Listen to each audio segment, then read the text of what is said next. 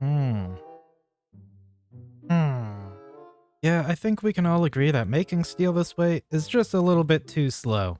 Also, Mojang should probably hire me as a villager voice actor. I think that's a great idea. And we've been using a lot of steel on machines and stuff like that there, so yeah, that there's not gonna really work out too well. We need to get some more steel, especially since today I wanted to make the arc furnace, and that requires a lot of steel. And let's not also forget, steel looks really good as a building block as well. So, what I think we're gonna do to go ahead and fix this here is, well, we're gonna jump over to the greenhouse and we're gonna get a steel bee. I think that's what we're gonna do here first thing today. Let's go ahead, let's jump on over to the greenhouse and let's get ourselves a bee. So to get those steel bees, what we are gonna have to do is, well, we need to breed two bees together. We need an iron bee and a coal bee. Now, we do have the iron bee already, so we just have to get the coal bee. That's all we need. So first, we need to breed together a magmatic bee as well as a nomad bee, so that way we can get a blazing bee.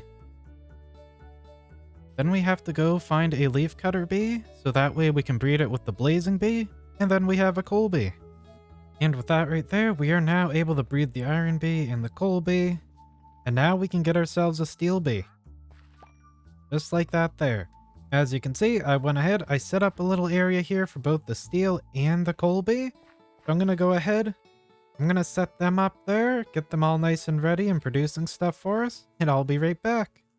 There we go, we have set everything up, everything's ready to go, and as you can tell, I have swapped out the cables, so we're no longer using low voltage cables, we're using the high voltage cables. And as you may also notice, I have a long conveyor belt going around back there. Let's head on over here and let me show you what's up. So basically what this conveyor belt is doing is it's taking coal that the coal bees produce, and it's basically delivering it to all the different furnaces here. So we got like blast furnaces like right back here with a bunch of stuff, and it has been building up quite a bit. But as you can see, yeah, it's delivering all the coal to everything. Now, surprisingly, it hasn't been getting back here, so it's not the greatest system. We're definitely going to be replacing it later, but for right now, it works. Like I just said there, we're going to go ahead and replace everything here, probably within the next episode or two. Once we get the refined storage, we just need to get to that. Then we'll be able to basically replace all this stuff and fully automate all the bee stuff, like with the honey bottles and stuff. But yeah, that right there is probably what we're going to do within the next episode or two. But for right now, let's go ahead, let's jump into a time lapse, and let's craft up the arc furnace. Let's go ahead, let's go.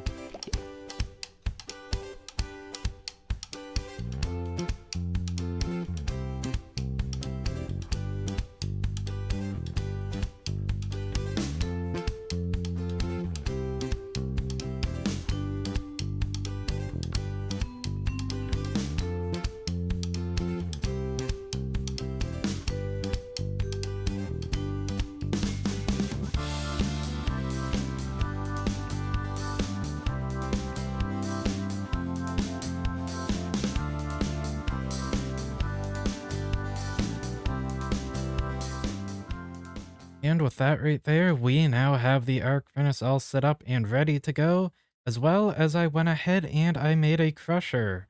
And as you can see, I kind of have it hooked up to like all the catwalks and stuff, made it like a little platform and all that. And on the back side of this platform, we have a nice little staircase here, so that way we are able to get up and down with ease, as well as we have like really easy access to the top of this thing. Now, why do we require the crusher here to make stuff for the arc furnace? Well, we actually need it for making electrodes. And the electrodes, they kind of fit right in the top there. You can see there's like 3 spaces right above my head. They fit right in there, and you actually need those to, you know, actually use the arc furnace. So in order to make the electrodes, the first thing you're gonna have to do is take some coal coke, throw it in the crusher, then you'll get some coke dust. Then you take 8 of that coke dust and you throw it in the industrial squeezer, and you will end up with hop graphite dust. Then you take the hop graphite dust, throw it into a furnace, and then you'll end up getting graphite ingot. And with the graphite ingots, you can craft the electrodes in one of 2 ways, either with the metal press, which will only give you like half the charge, or you can use the engineer's workbench with a arc furnace electrodes blueprint, and you can get it with the full charge.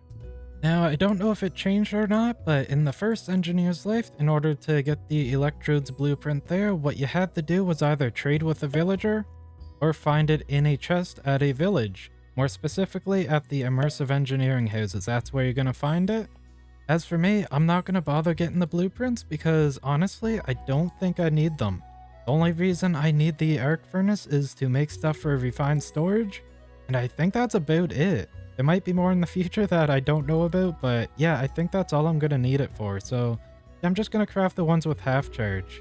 So I had a little bit of a change of plans. I know I just said I wasn't going to bother getting the blueprints and stuff like that for the better electrodes, the more charged up ones, but yeah, change of plans.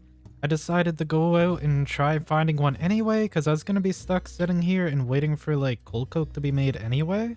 So I decided to go looking for one. Didn't find any at any villages, but I did get this horse. Look at that. Beautiful horse.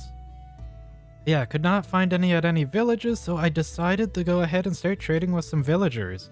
So as it turns out, the villager that you need to like get the blueprints is actually one that requires an anvil. So I crafted up an anvil, and now we got him.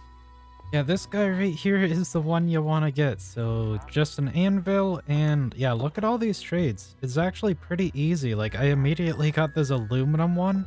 That made it really easy to get emeralds because I have a ton of aluminum. Yeah, now we got the blueprints, and we got these nice looking ear defenders right here. Like seriously, take a look at these things. They look nice. I love these things. I need to add I need a headset for my model. I think I'm gonna add that.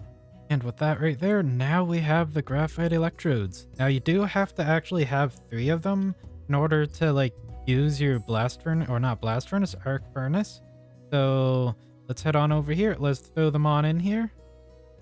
And just like that, now we are actually able to use it. But like I said, you have to have all 3 of them. You can't just have one.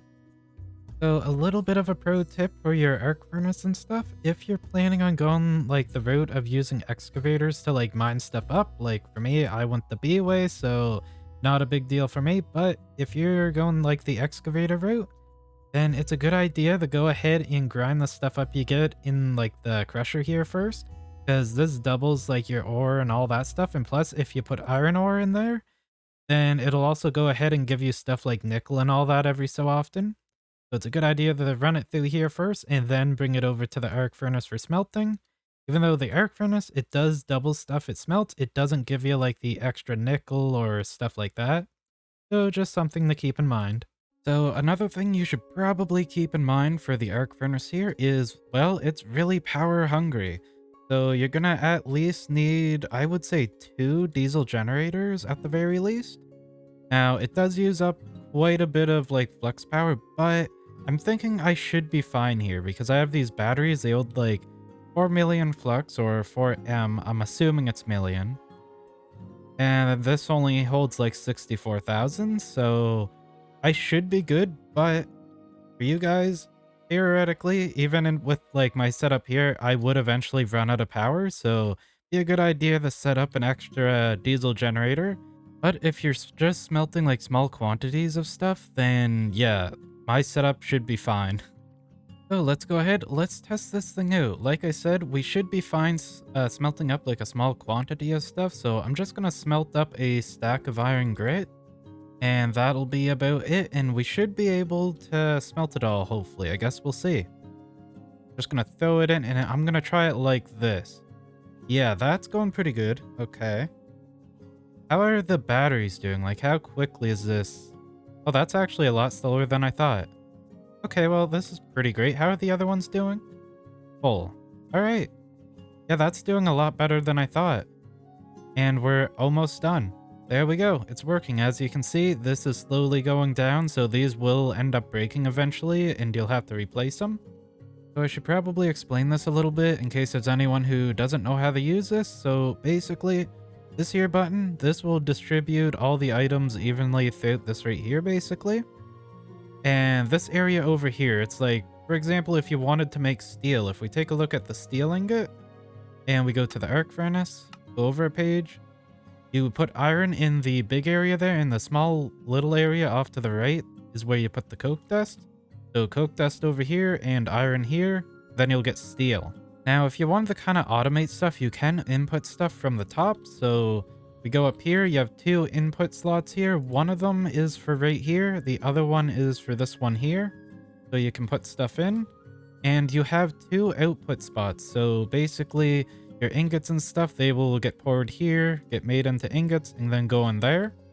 Then at the back here, we have a slag output slot right here. You can kind of see it. I don't want to get too close or I'll definitely die, but slag will come out there. So yeah, 2 outputs and you got 2 inputs.